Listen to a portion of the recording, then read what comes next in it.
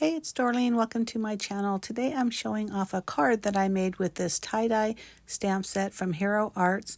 Lots of different color of ink and also a cut file from Printable Cuttable Creatables.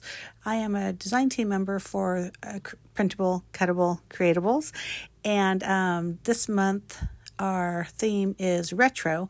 There's lots of fun retro files, and I chose one that had a sentiment that said feeling groovy.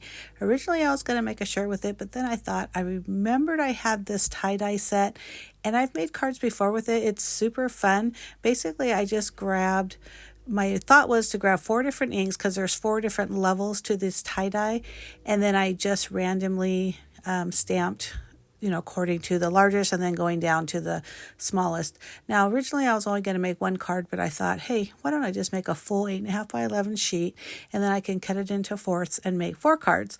If not now, then, later. So that's exactly what I did. Now, again, I started with the largest tie-dye or circle, I'll call them circles, and then I filled up as much as I felt, eye-pleasing on the whole sheet, and then went from size, 4, 3, 2, 1. And then, as you can tell, I also did some smaller total circles in the middle of all those to kind of fill up space. I did, of course, leave some white space because, that's what's going to happen. And but I did try to fill up the paper as much as I could without overwhelming the sheet. So there is, like I said, a lot of white space, but that's fine because what I did, and you're going to see me in a little bit, I'm going to pull out some black splatter, which is Color Splash from Fun Stamper's Journey, which is now Spellbinders. And I don't even know if they still sell this, but you could use any kind of, like watered down paint or ink sprays, things like that. Paint or acrylic paint, watercolor paint, etc. But I just kind of did the little splashes here and there because I thought it filled in some of that white space, but also added a little different element. But look at how pretty that is and so bright. Now, I feel like my light is really bright. Actually, I know my light's really bright. We literally call it the sun, my daughter and I, when we're kind of joking in here. So you can't really tell how really bright it is, but believe me, it is bright and colorful and everything kind of retro about it. So here's the Feeling Groovy cut file, and it really is 2 pieces. Now, when you purchase this cut file, there are 4 different ways you can cut it, and really depending on how you're going to use it, like if you're going to use it for vinyl or paper or whatever, you choose which one you want to use. This is so fun because the words Feeling Groovy are cut out of that. I chose a light blue.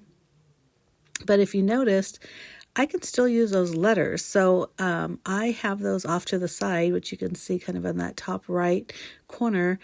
So I can use those later. I was really excited about that. I didn't even really think about it until I started weeding out the letters in there. So that's a little bit of a bonus, and I'll probably use those later, like I said.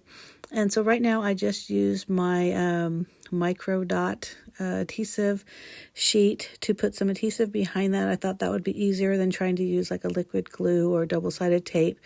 And I just adhere the top layer to the bottom layer.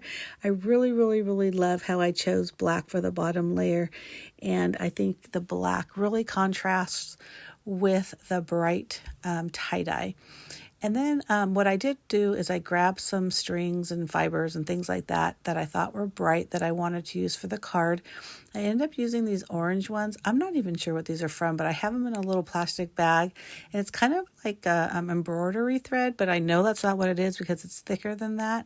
But they have strands to it. And you'll see me in a little bit. I'm going to unstrand them because I think it looks better than those really thick, kind of solid ropes, even though it's not a rope, it's more like a piece of string, but you'll see what I mean in a minute. So there are some little diamond shapes, so I just used some liquid adhesive and put them around in the areas where I wanted to put them, and then used up the pickup tool to take them from my mat to the actual card front.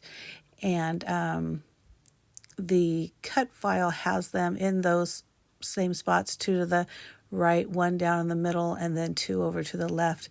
It's probably not exactly like the cut file, but they're, it's good enough. That isn't so important to put those exactly where they are at the cut image, but you could definitely follow the files example if you wanted them in the exact same spot.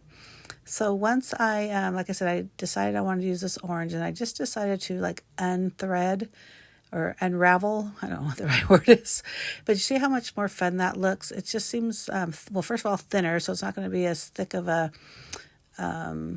dimensional, which I like as well. I don't like too much dimension. And I just put some double-sided tape on both sides of the card and then wrap the string around it. And then what I did is on the Feeling Groovy sentiment, I put some foam adhesive on that top portion and also in the bottom, and the middle just used liquid adhesive. I wanted that almost like a little groove or something so that the string landed right there. I hope that made sense, but you saw the picture, so I think you can figure out what I did. And these are just some stickles that I'm using to add some more bling. But I hope you like this video, and if you do, give me a thumbs up. I'll have a link below to both my blog and also the Printable Cuttable Creatables blog, so you can see more of their cut files. Like I tell you, they're amazing, they're awesome. And the final cards. Thank you for watching. Give me a thumbs up if you like this video. Don't forget to hit that subscribe button, and I'll see you later. Thanks for watching. Bye.